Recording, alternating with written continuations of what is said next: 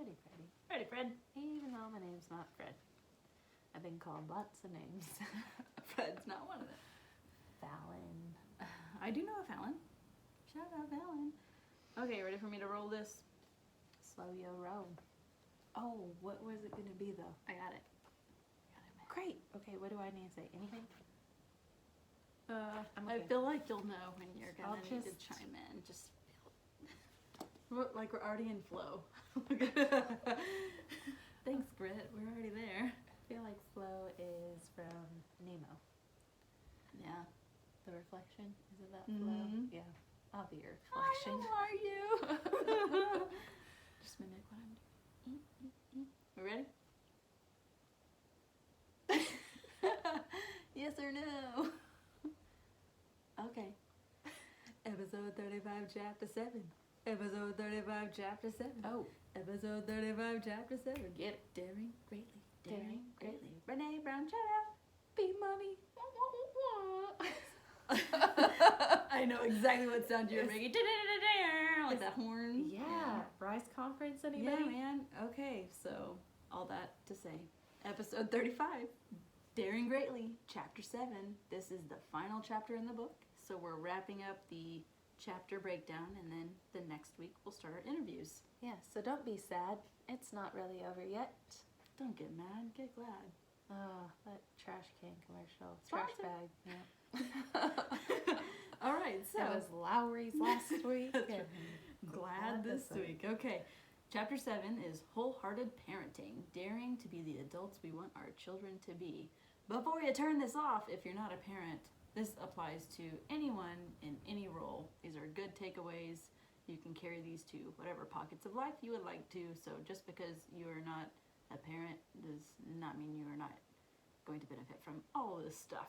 You know, I would have liked to hear some of these things before I became a parent. Yeah, study for the test. The good news is that it's not too late. Right. As we shared in a previous episode, a lady wrote into Brene Brown saying that her mom heard what she had to say about shame and guilt and parenting at age 75 and wrote her daughter this letter and her daughter's 55, and it provided a world of healing and changed their relationship significantly. Right. So even if you're on the opposite end, Start today. Yeah, and maybe you're in a situation where you're a grandparent raising your grandchildren. So this is always a good refresher. Yeah. Okay, so yeah, man. Hit you with the truth bomb right there, right off the bat. Yeah, we try to soften that blow by explaining a little bit. But here goes. Yep, you need to be the adult that you want your child to be. Yep. I feel like it's that old movie thing of like, well, I couldn't be the all-star football player, so I'm going to raise like you to be. And so I think a lot of parents parent from the, I don't want you to be like me. And so I'm going to try to say and do all these things, but it loses a whole lot of authenticity. Right. And that makes me think of the book, The Power of Positive Thinking, the one that we read for our education classes, and how if you don't give them what to aspire to, as opposed to, hey, don't do this, or don't be that, or don't go this way, then where do I go? Where's my direction? So if we're not showing the way or even providing direction, so even if you're not very patient and you want to teach your child patience, it's going to be really hard for them to see what that looks like if we're not showing it. I think another hard one is body image. If you don't want your kid to have body image issues, then you need to resolve that. And I'm not saying it's easy. No. But they are very observant. They pick up on everything. I'm trying to put it into words, like they can tell when people are lying. You know, it's different than the whole gullible, but their belief in things. Right. I mean, a simple one is, Mom, what are you putting on your eyes? Oh, mascara. Why? I've heard moms say, because it makes me feel pretty. I've heard moms say, because it makes me look less tired. I've heard people say, because it's for fun, or because I like to. So I've heard good and not so good examples of how to go about that. And that's just an easy body image thing right there. Boom, eyelashes. Yep. So start with the little even. So, and that also just shows you how much it could trickle down into the little details too. Attention to detail. There is a silver lining in this. If you are stressing about how you're parenting, like parenting the quote-unquote right way, it is more about how you view yourself. And again, if you are that adult that you want your kid to be. So that can be the right way to parent. There's a reason why there's so many parenting books out there that say so many different things, is because there is no there's no one and done. Here's your manual. It gets installed while you're delivering your child. You wake up and, oh, there's my parenting manual. Like software on a computer. Right. The best parenting manual that's out there is the Bible. So if you are doing as Jesus would do, if you are showing unconditional love, grace, forgiveness, all that stuff, I mean, that's a great starting place. So I remember reading something that in the Bible that said, like, don't be afraid to use the rod, it won't kill them. I mean, it was way more scripture-y than that. Did you read it from the Message? Was it the Message translation? Oh, I don't even know. But I just kind of chuckled. The things you find in the Bible that you're like, wow, okay. That people think like this is a new concept, but no. It's there. It's been around for thousands of years. Alrighty, so parenting again, there's this theme of leading in a culture of never enough, and this is going to get specifically into parenting in a culture of never enough. Parents are so critical of each other. Gosh, I mean, we'll have to link it. There's this one commercial. So you hear about, or maybe you don't, mom wars, where it's like, I bottle fed, and I formula fed, or I let my kid cry it out, or I don't let my kid cry at all, or, it's all these things, but are you doing your best? And are you doing what's best for your kid? Like, there's a reason that God assigned that kid to you as the parent. It's not just happenstance. Like, I'm parenting my children the way that I know what's best, and that's not gonna work for everybody else. Disclaimer, she does explain that, like, actual child abuse, she's not condoning that. Right. But is a difference in opinion really neglect or abuse on the sense of, like, a CPS investigation and all those? Spanking or no spanking, or time out versus time in, or however you do that. There's a million ways to parent. So again, are you doing what's best for your child? Are you doing your best? Is it biblically sound? I mean, those are some easy ways to check yourself. Yeah, check your tech. So I do like how she kind of framed this parenting and being critical of each other. She talked about, no one really knows, right, when you have your first kid. And then you're figuring it out and you find something that works for you. And so, like, whatever works for you doesn't just become, like, your way. It becomes the way to parent. And, you're going to tell everyone your opinion, what you feel is fact. But then, this was interesting. She said, we see difference in parenting as a direct criticism on how we're parenting. So if someone is not doing it your way, then it translates as, well, then they're saying my way is wrong. And she talks about the underlying, in previous chapters she's mentioned if you have judged someone with a certain thing, like she uses jeans for example, like someone wearing a certain outfit, and you're critical of that outfit. Is it because you don't like how your body would look in that outfit? Same thing with the parenting technique. Are you judging that mom for formula feeding because whatever the reason? That's what I was going to say. That commercial, it's all these moms in the park. Well, I don't know if you've seen this one. And it's like the bottle feeding moms and the cry it out moms, and they're all like standing in there. It's like West Side Story, like they're all about to like snap it out and dance. But then, so it shows like all the differences and how they're kind of the rivalry. And then it shows like this baby stroller with the baby inside just rolling down a hill, like the baby falls, and then it shows all the moms running after it, and it's like we're all on the same team. So at the end of the day, everybody wants that baby to be saved. So we'll link that one. But then there's another commercial, and I'll have to remember it. But I'll remind you. thanks. Just by being here. Yeah, you will. So she also reminds... I remember. Okay. See? That's magic. Well, about how you said the first kid to the second to the third, it makes me think of that. I guess it's Huggies, where it's the mom and they're going to the park, so she has the whatever kind of snack, all special and wrapped up. And then by the third kid, she's got like a baby on her hip, baby in the stroller, and she just picks up like a handful of Cheerios and puts it in her pocket and walks out the door. Like, if you don't have some goldfish in your jacket at some point, then okay, if you good for you. If you are a mom to be, let me just tell you, if you have snacks on hand at all times, your kids will think you are the greatest person in the world. Fact. Like, the way to a kid's heart is through their stomach. Yeah, that's the way to my heart as well.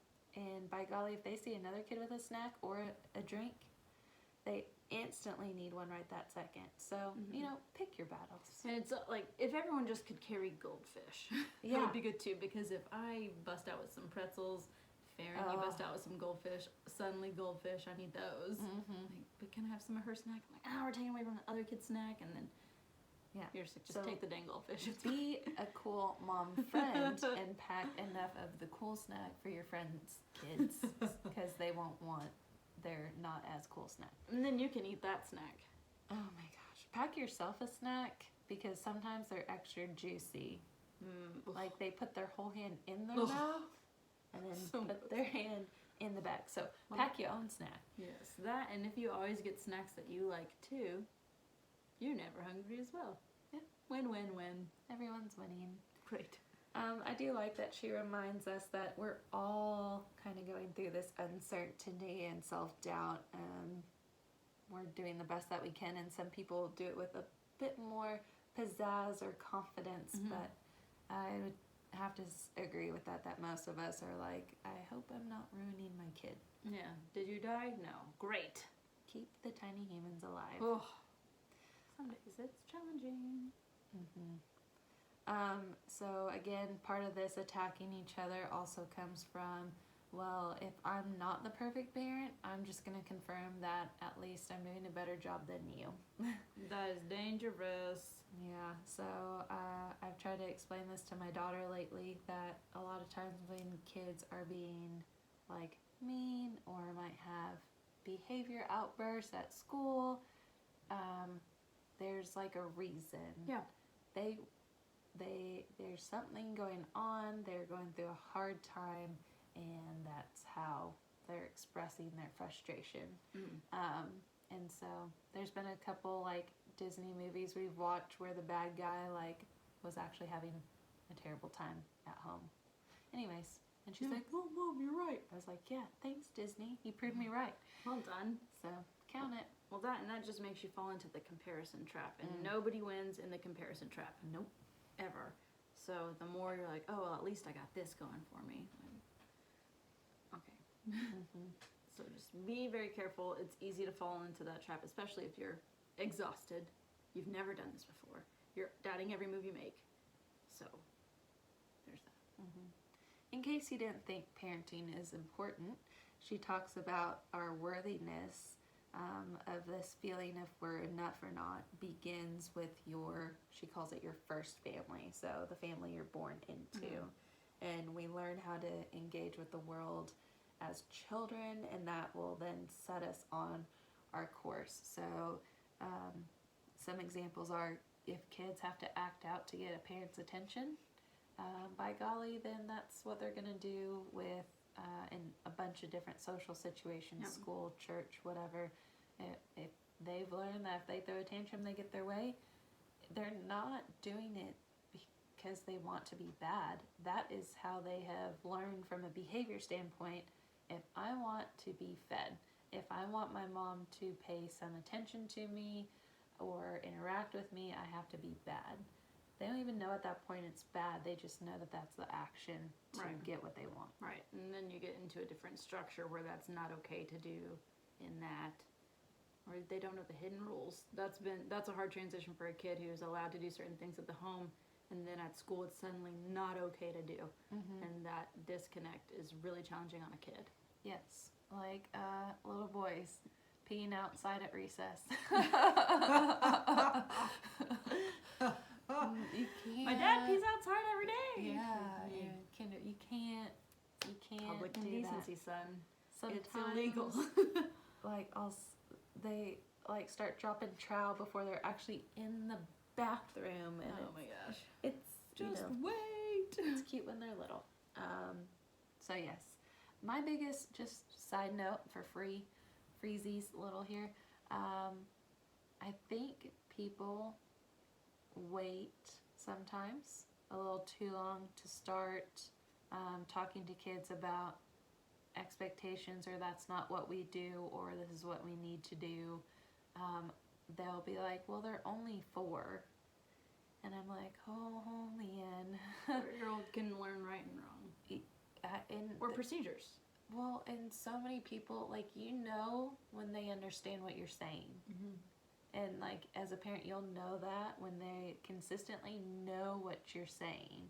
Mm-hmm. And that is when you need to start having higher expectations for, like, a, 18-month-old. I have an 18-month-old right now. And, she started kicking sister when she's in her car seat. And so we've been addressing that. I'm not sure what it would communicate to my other daughter if I said, well, she's only whatever, Right. That's okay. Right. Mm-hmm. So now I'm conveying to her that there are times that it's okay to be kicked and hit. And so it can send lots of mixed messages Right. to everybody. And the longer you let it go, the harder it is to reverse Right. a behavior. So that's just my little side note. That's really good. And I think people these days, like, now that my kids are at these ages, they're like, oh my gosh, your kids are just so easy. And it's like, but we're very hard on them. we started early, and you're just seeing the fruits of those labors. And yes. by golly, they are not perfect. No one is. They are pretty fabulous, but you start early. And it's really hard. So, like, with our kids, we did some practice academies for some compliance training. Oh, so, like, that's why our kids will... Just kidding. I should have used more fun words right there. But, for example, like, our kids now know if we say sit down, they will sit down the first time, hopefully, ideally, that's the goal. Not everyone's perfect, so some days we're not going to sit down the first time, and then there are consequences. But there were times where training our kids, like, you not grabbing their shoulders, but holding on their shoulders, sit down, and then sitting them down, stand up, standing them up, sit down, stand up, and then practicing that, so that way they knew what we were saying and the action that follows with it. Mm-hmm. And it's hard to do whenever they're frustrated and upset and they're in the corner and you tell them to stand up because they threw themselves down and they don't stand up, so you have to help them stand up. So again, those days are hard, those moments are hard. You feel a little bit like a failure sometimes, and you also want to put yourself in a timeout after that because you need one. Mm-hmm. But stick with it, like you were saying, Farron. It just, now it's nice to see the fruits of the labor. Mm-hmm. Those really hard days, now if we're walking in the street and I say stop, they can stop immediately and they understand this is for safety, and we practice this and we talk about it. And how you were saying expectations, you can talk about expectations starting right now, starting at birth. I mean, the more you talk to them, the more they're going to understand, so they'll rise to the occasion. I mean, it's even things like, talking about husbands or boyfriends or whatever. It's been, there's a little phase where one of my girls, when she was little, said she wanted to marry daddy. And that, it was cute because whatever, not going to happen. But different people, family members were getting married, and, she wanted to marry daddy. Well, that sparked a conversation, like, capitalize on that. Well, what's awesome about daddy? So looking at the good qualities, and then, so don't you want that person to have those? And man, don't you want that person to also like daddy? Like, just respect for then your parents, but having those conversations and capitalizing on those moments as they come up. Well done. And then you can even say, you know what, let's pray for your husband right now. God, please give us a man that is like dad. He's strong, he's brave, he's kind, he's loving. I mean, those are all things you can do right now. That way, later when they're dating a guy and they're in college and you're not there, they're going, is he brave, is he loving, is he kind, is he like dad? There you go. Well, that got a little off track, but it was meant to be. That's how we're gonna roll with that one. Maybe that'll be in our book that we write. Yeah. Don't steal it, people. Quote us. Yes. What's the format you had to use in college too? MLA. Yeah. Depends on, or APA. Yeah. Depends on your professor. I like this quote that was in the book too by Joseph Pierce. It said, "What we are teaches the child more than what we say. So we must be what we want our children to become. And man, if that is not a whole lot of pressure as a parent, I don't know what is." Right. Again, we mentioned this last episode, more is caught than taught. Something that always kind of irked me as just a young adult when adults would say, "Do as I say, not as I do." What? Sure thing, boss. I'll get right on it. Let me do that.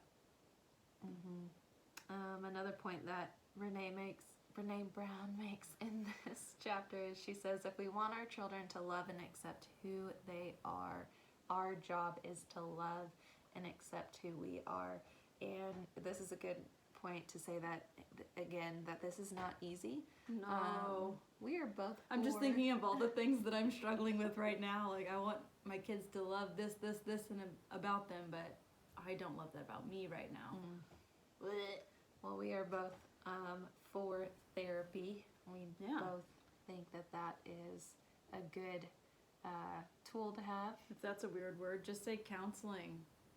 Or talking it out. Mommy time. Yeah, whatever you want to call that. Friend. Oh man, it's quiet. Not interrupted.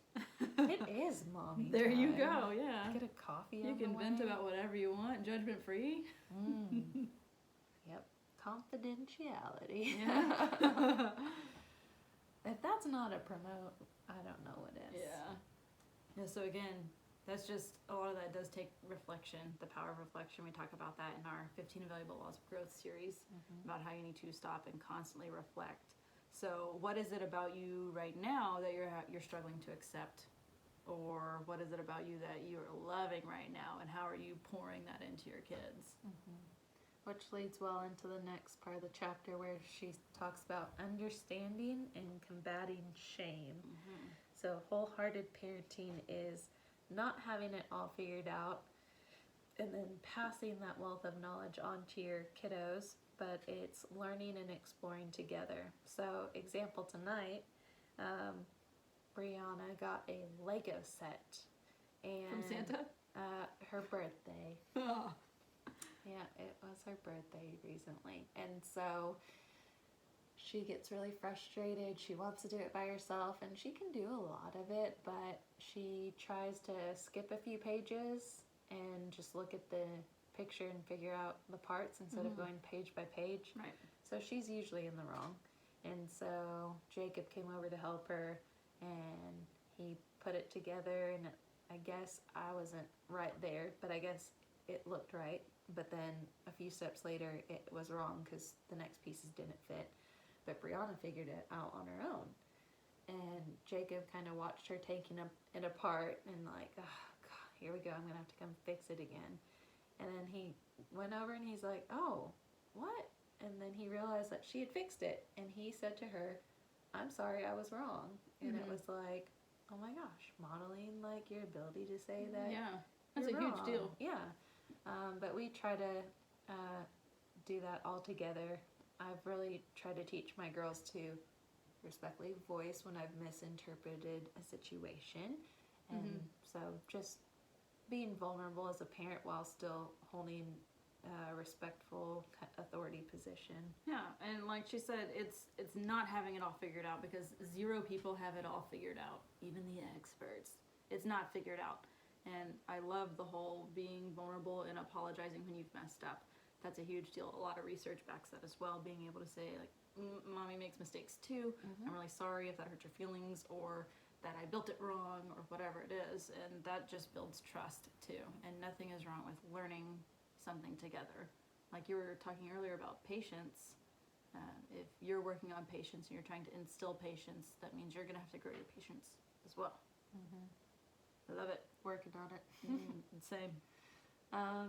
It makes sense, but she says that those who feel lovable, who love, and who experience belonging simply believe that they are worthy of love and belonging. And so instead of thinking those that are loved feel worthy, it's more like they know they're worthy, so they feel loved. Right. It goes both ways. And so she encourages us that there are no prerequisites for feeling worthy, and gives examples of, well, I'll be worthy of love when I lose weight, or I'll have a sense of worthiness when I get pregnant and start a family, or as soon as I get the right job, then I'll be worthy of whatever it may be. But shame loves to try to tell you that there are prerequisites. I love that. And she, in this part of the book, she talks about how there are two types of people: those who feel like they're worth love and belonging, and those who don't. It was very clear in all of her data. It was divided in two groups. And so that just goes back to, again, the unconditional love aspect. Thanks, JC. And we're not talking about Shazay. Oh my gosh. But just knowing that you are unconditionally loved, and then you're able to own that, and then you can also exhibit that with kids, or spouse, or friend, or whoever. So, unfortunately, she brings up perfectionism a lot in this chapter. Because I think that, I don't think, she says that, we equate being worthy as being perfect, right? Yes. Has anyone ever been overlooked for a promotion and it went to somebody that you felt like was nowhere near the level of perfection that they should be? Or then forgiveness is something too, right? Yep. Either giving someone forgiveness after they've shown, that a perfect record since the incident, or feeling like you don't deserve forgiveness until you can live a perfect lifestyle. So perfectionism, and that being inversely right? I don't know. Being related to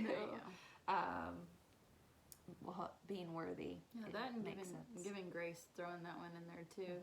Like and it goes back to if you feel like you have received grace and you own it, it's easier for you to give grace. So, same with forgiveness. If you have been forgiven, it is easy for you to forgive. So, if Jesus can forgive me of certain acts, then surely I can forgive my child for whatever they just did.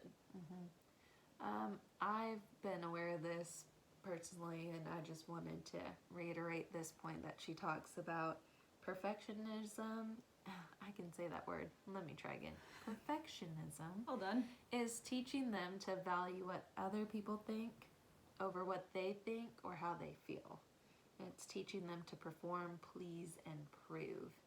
And that's exhausting. Yeah, I try to refrain from, no, you can't wear that into the grocery store, because then people will think about X, Y, and Z about you or us, or why do I have to take a bath? People will think you stink and look dirty, While those things may be true, those little messages, again, can snowball, and they can generalize that to many things, and start performing and, hiding behind who they truly are, and valuing themselves based on what other people think of them. Yes, you mentioned this a couple episodes a few episodes ago, about how kids generalize because they either don't have the vocab or they don't have the developmental process yet. So we talked about crying and whining. So if I say don't cry whenever they're whining, they're going to generalize it to, mom says I am not allowed to cry. And that carries with them later into adulthood, versus defining whining versus crying. Right. So that's back a couple. If you want to hear that gem again. Way to go. Generalizations. Be careful. Yeah. Again, you gotta know what they're receiving, not what you're saying. Right. You might say the just right thing, but you need to check back in to make sure they heard what you were trying to convey. Exit ticket. in your house. Teacher kid props.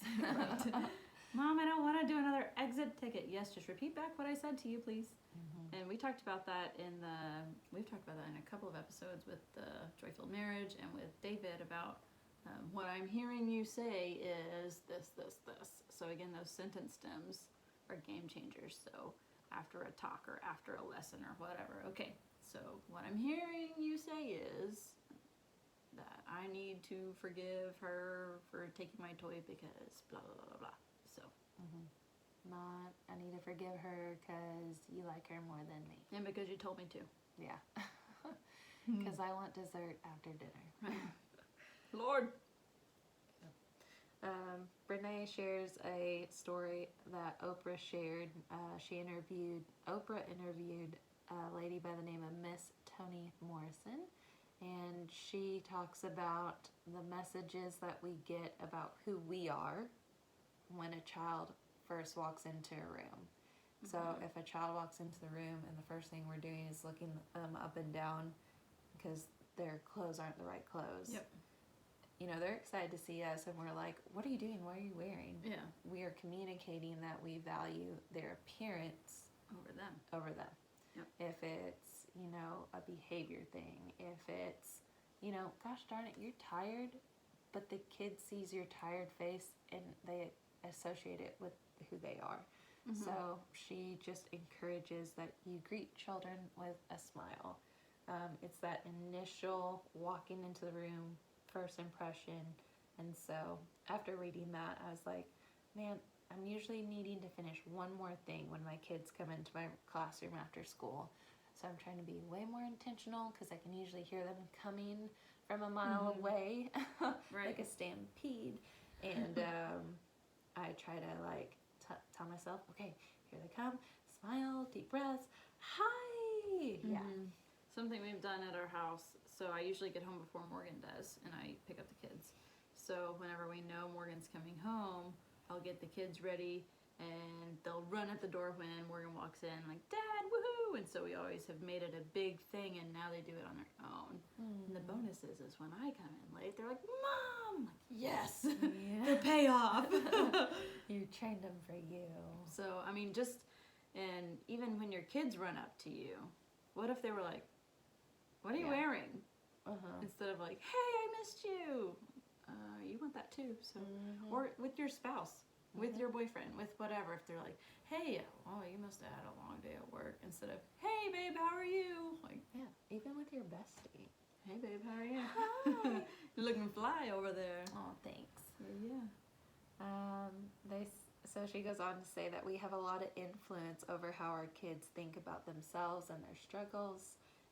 There's lots of alarming data out there to prove that shame correlates with addiction, violence, eating disorders, and suicide. That's nuts.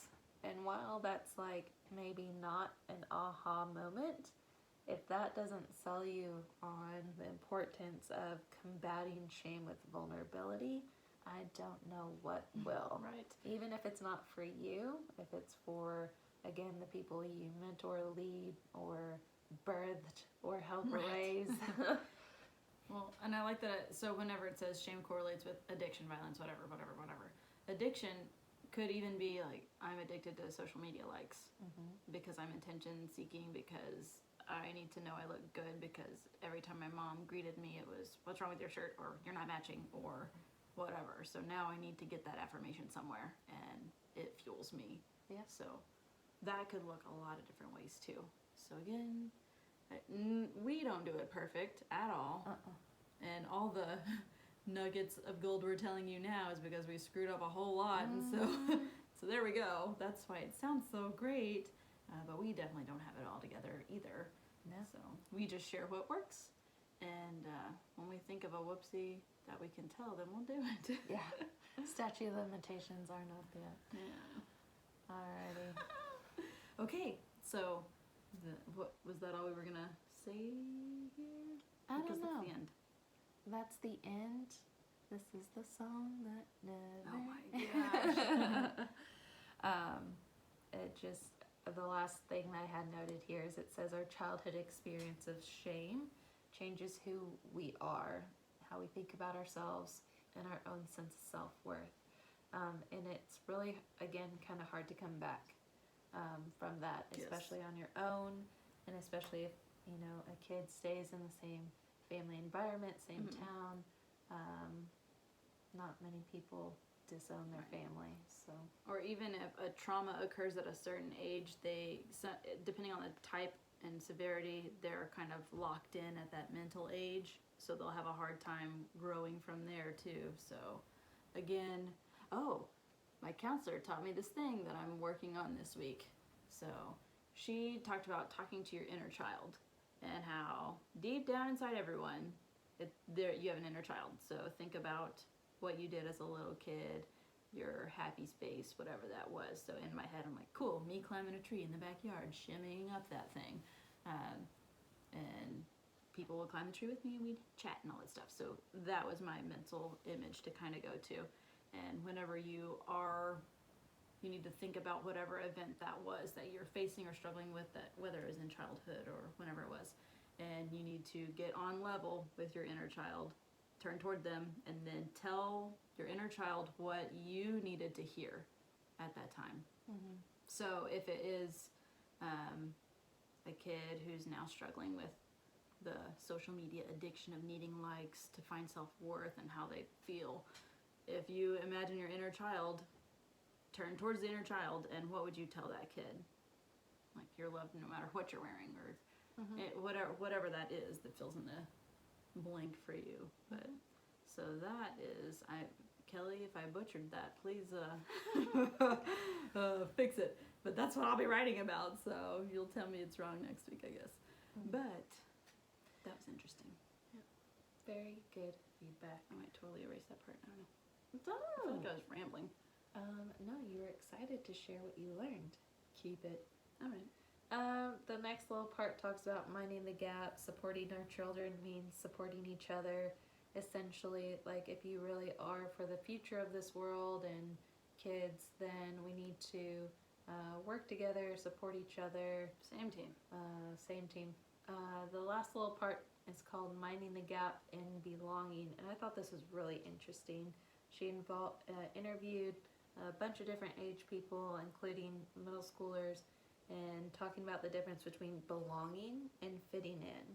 Yes. And so belonging is being somewhere that you want to be and they want you to, whereas fitting in is being somewhere you want to be but they don't care one way or the other. Right. They also said fitting in is being accepted for being like everybody else, whereas belonging is being accepted for you.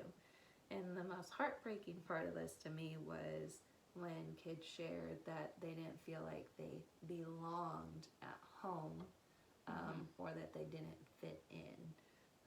So either they were fitting in because they wanted to be part of the family but they didn't feel like they belonged, or they didn't have either going for them. Yeah, it goes back to once you can understand these definitions, you can kind of see it better, teach it better, know better, do better kind of thing.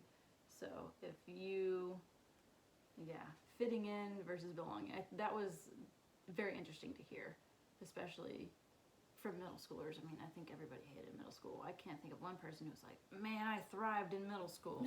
No, everyone was weird. Those were the glory days. Oh, I do not want to go back to those. Yeah. But it's just interesting. And then you think about like what you did as a kid, and you try to notice patterns to see if your kids are picking up on that too. Now that you know fitting in versus belonging, how can you cultivate the sense of belonging at your house? And I feel like there's been many times that we've said throughout this book, we're not saying it's easy. And even Brene Brown says engagement, so engaging with your kid, getting to know them, empathizing, even if maybe you guys have different things you're into. She says engagement means investing time and energy. There's no question that engagement requires sacrifice, but that's what we signed up for when we decided to become parents. Right. So, if you're the team mom sports person and your kid loves theater, I'm not knocking it. I'm trying to think of something where maybe you don't know They're how different. to be the best cheerleader or whatever, Mm-hmm. then, you know, you're gonna learn everything there is about theater and Right, because you love your kid. hmm you want to engage with your kid and be Mhm. like, oh, I don't really know. Can't you play a sport? Yeah, you cannot be an uninvolved parent. That's what my dad talked about in his grit episode. You refuse to be an uninvolved parent. Like, oh, I don't know who their teachers are. No, do better. Mm-hmm. It's important that you know who their teachers are because your kid is with them for 40 hours of their waking life. So get on it. Oy. Again, it's exhausting, but the most rewarding. Mm-hmm. All that to say. Someday, when I'm old, they'll take care of me. There you go. You gotta invest now. Yeah. Set up all those IRA things that roll over, and yeah, I like it. I like you. I like it too. All right. Cool. So that's episode 35, Daring Greatly, chapter 7. This concludes the book study portion, and tune in next week. And the following 2 weeks after that, we're going to interview a co-pastor, a wreck survivor, Mm-hmm. and also a couple who has overcome the odds. So, fun times. Stay tuned. Bye. I'm so tired. It like hit a wall. Couldn't stop yawning. Well, here we go.